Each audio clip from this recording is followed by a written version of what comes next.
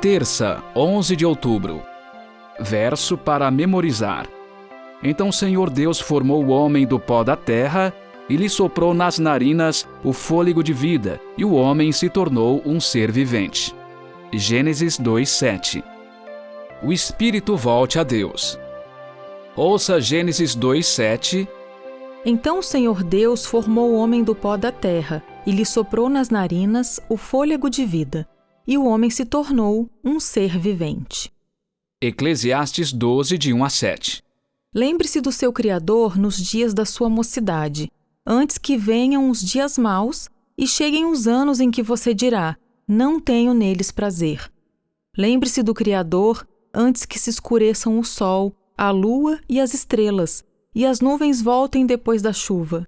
Lembre-se dele antes do dia em que tremerem os guardas da casa, os seus braços, e se curvarem os homens que no passado eram fortes, as suas pernas, e cessarem os moedores da sua boca, por já serem poucos, e se escurecerem os que olham pelas janelas, os seus olhos.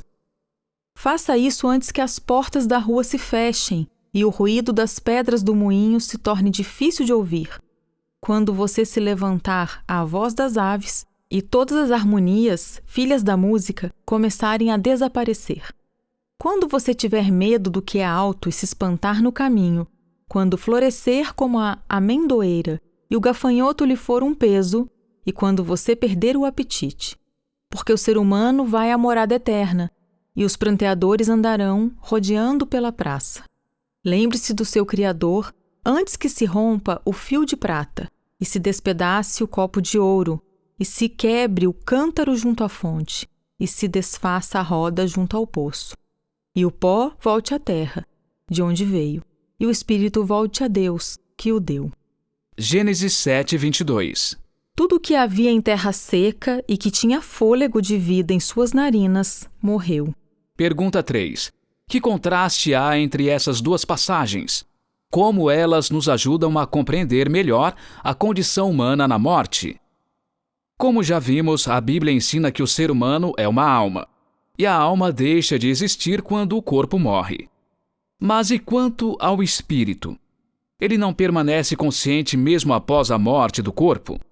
Muitos cristãos acreditam que sim, e até tentam justificar seu ponto de vista, citando Eclesiastes 12:7, que diz: e o pó volte à terra, de onde veio, e o espírito volte a Deus, que o deu.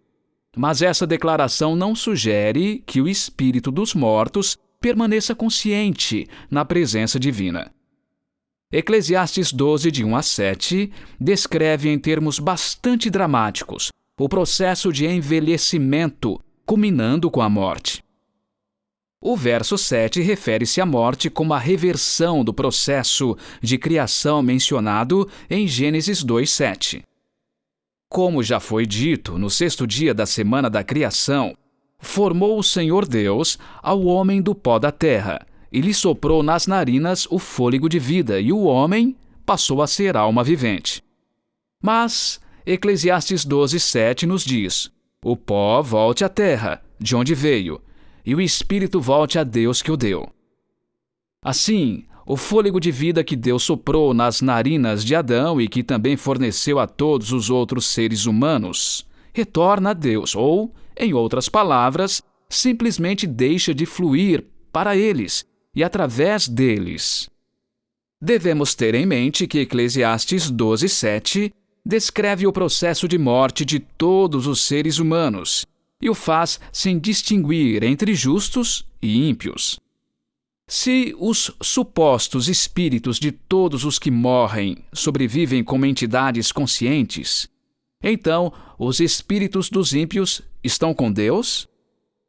Essa ideia não está em harmonia com o ensino das Escrituras. Como o processo de morte ocorre da mesma forma com os seres humanos e com os animais, a morte nada mais é do que deixar de existir como ser vivo. Como afirma o salmista, se escondes o rosto, eles se perturbam. Se lhes cortas a respiração, morrem e voltam ao pó. É certo dizer que a morte faz parte da vida? A morte não é o oposto da vida. Que esperança há nesse verso? O último inimigo a ser destruído é a morte.